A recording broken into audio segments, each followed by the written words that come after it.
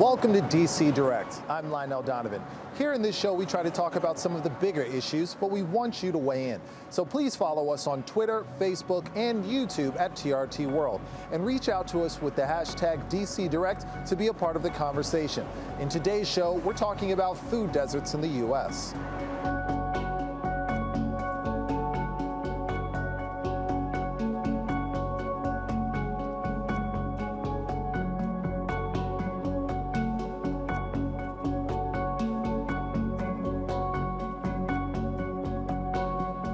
Chris Bradshaw is on a mission to ensure that people living in DC's Ward 7 are getting the chance to eat more healthily.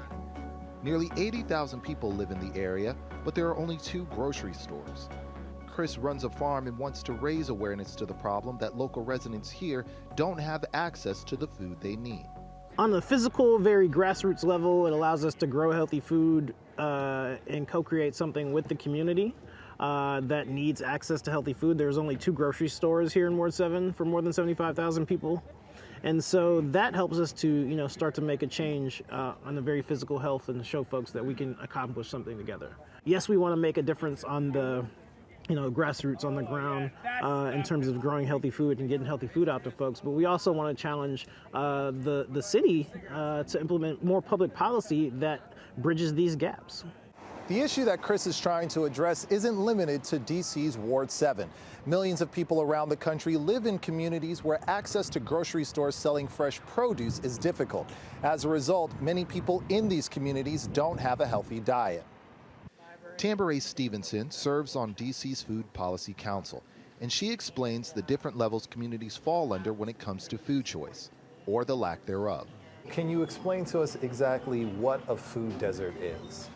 A food desert, which was initially coined by academics, it was this idea that a community like Anacostia not having full service grocery stores. And so we have one. However, over time, different terms have been used to best describe from food swamps, meaning an area where you actually have access to food is just not healthy.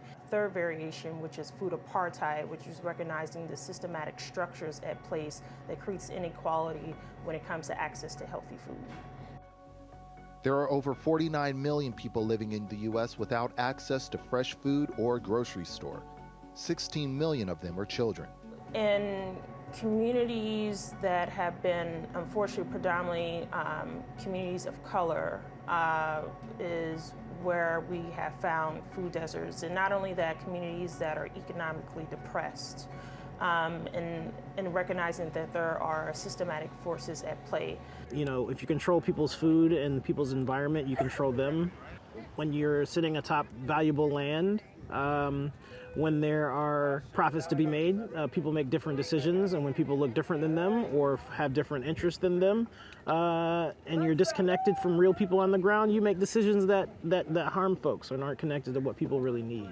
And so what that leaves is a community having no access to grocery stores, and if you're in an urban area where green spaces are limited, and you also have a generational gap of people who have grown food, on top of not having access to nutrition education, you now have a situation where it's exacerbated of heart disease, high blood pressure, diabetes, because the food choices that are given are those that are filled with sugar, salt, and fat. So why are some communities losing out on healthier food choices? Public health nutritionist Jillian Griffith tells us the main reasons the community doesn't have access to better food. Lack of investment into the neighborhood, lack of resources, so you kind of need companies to come in and invest by putting up a grocery store. So that, is really how it happens. So how do these big food chains decide where to put their stores? First of all, there has to be space. There has to be real estate for the grocery store to enter into a neighborhood. But then also you want to take into consideration the income level of the community surrounding your store. So for example, in Ward 7 and 8, this area has the highest poverty rates, lowest income across DC. So what kind of policies are being put in place to address this issue? And are those policies enough?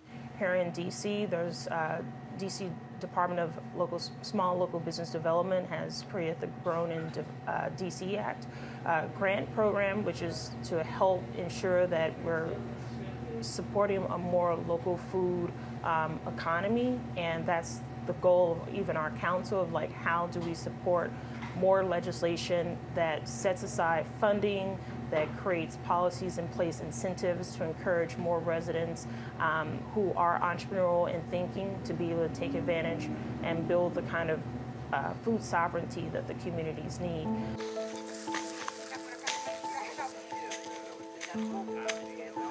In the meantime, community organizers like Chris are determined to keep working to ensure the needs of these communities aren't forgotten.